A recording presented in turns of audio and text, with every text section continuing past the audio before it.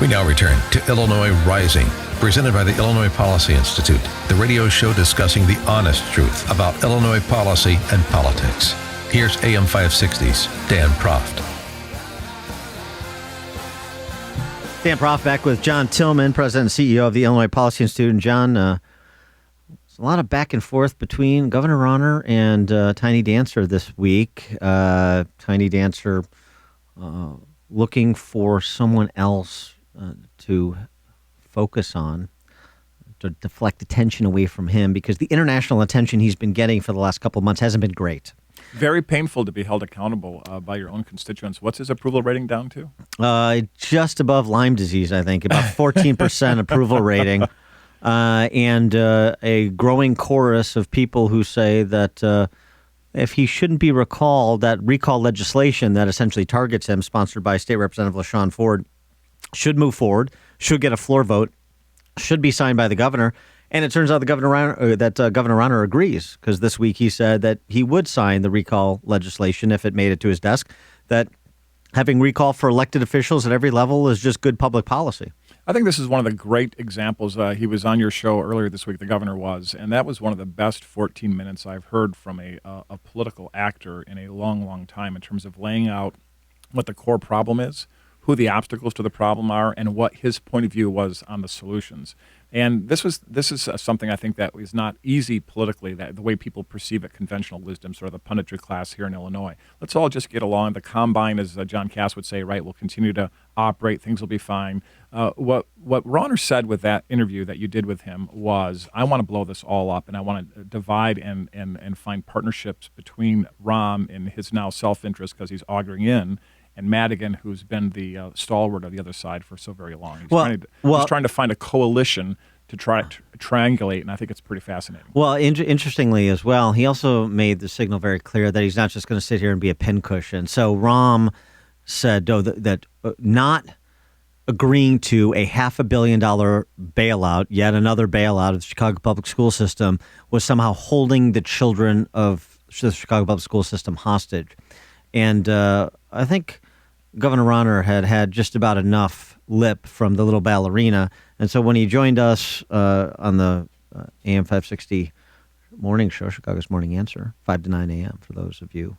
And you're the co-host of that show. I am the co-host with Amy. With the lovely Amy Jacobson. When he joined us this week to talk about that, he had this to say about Rahm and Madigan and the opportunities that are present for Chicago to make the kind of structural reforms that he is willing to make at the state level to bring the city and the state back from the brink of bankruptcy? Well, we have laid out specific proposals, and it's actually in legislation that we've sponsored and proposed, where we would offer financial assistance to the city of Chicago and the schools, and our structural reforms, giving power back to the local people and local elected officials, would allow the mayor to work his way out of his problems himself, rather than being forced on the status quo from Springfield. The mayor knows that. He has acknowledged that, but so far he's unwilling to advocate for the reforms. He's unwilling to stand up to Speaker Madigan. My sense is he's afraid. He's hiding behind the speaker.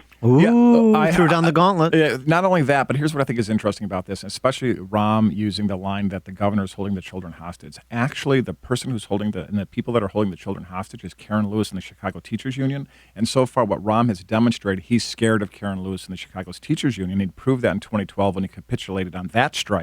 And now this other strike is looming. And what the governor's pointing out, he's also scared of Speaker Madigan. Is Rahm the great leader, the bully that gets his way by having just power and the assertion of authority? Or is he going to learn how to play three-dimensional chess and actually build coalitions based upon mutual respect and mutual interest? So far, he's failing that test. Well, and I think 5 years is a pretty good probationary period. I mean, really, he's pirouetting out of control. I mean, he doesn't know up from down. Pirouetting out of control. Well, you got to stay with the ballet references. He doesn't know which way to go. Yet again, he's kind of moving all over the place. First, there was no need for a federal review of the city's legal department, despite the fact that one of his city attorneys withheld evidence improperly, did not provide information that should have been provided to plaintiff's counsel during discovery in a wrongful death case. from a few years back. That attorney resigned. Governor Rauner, in that same interview, called for Rahm to allow the U.S. Justice Department, or suggested the U.S. Justice Department come in and do an investigation. Rahm said, no, not necessary. On Tuesday, then on Thursday, he said, yeah, good idea. This is classic Rahm, because Rahm is not an executive. He is not a leader. He is not a tough guy. He's a punk.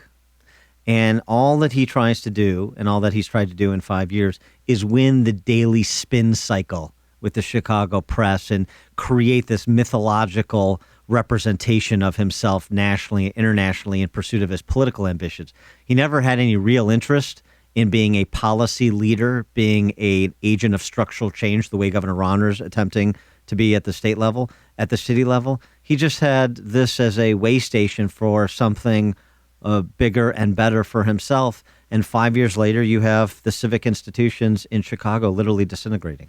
Ron reminds me of those guys you hear about in the business life who rise, become a vice president or even a CEO of a company, but then they have a terrible fall. Something happens and the thing all spins apart. And then what comes out immediately afterwards is that he rose by just being an authoritarian, by being a bully, by yelling at reporters when they ask about where you're taking your family on vacation, Right. berating the reporter who has no real power, as opposed to people who have power like Karen Lewis or Speaker Madigan. And so I think Rahm is now at that point where this is being revealed to be true, that he's really gotten here by bullying, not because of any kind of leadership skills or ability to build coalitions based on common interests. He's a paper ballerina. He doesn't belong at the recital. I can continue with these ballet references I enjoy all it. afternoon. I always listen. You know what? When you give these references. You know what I think as well? This new psychological disorder that we learned from that rich kid in Texas to suffer Affluenza? from affluenza. Yes. I think Rahm has a bad case of affluenza from being coddled by Chicago political elites for the past 25 years. The good news is, not only that we've diagnosed this, but I think some of those Chicago political elites that found him useful for a time aren't finding him so useful anymore. And I think the finances that have really been the source of Rahm's power are going to suffer the same way his approval ratings are. And I think that the signal that the governor has now given, that the gloves are off, he's tried to play nice, and if Rahm's going to throw stuff at him, he's got a much bigger megaphone and with better ammunition to come out of it. I think what's interesting is the governor's also sending a signal to all the people who've been donating to Rahm, who are generally Republican donors and right-of-center donors and have donated to the governor, that maybe you should stop doing that.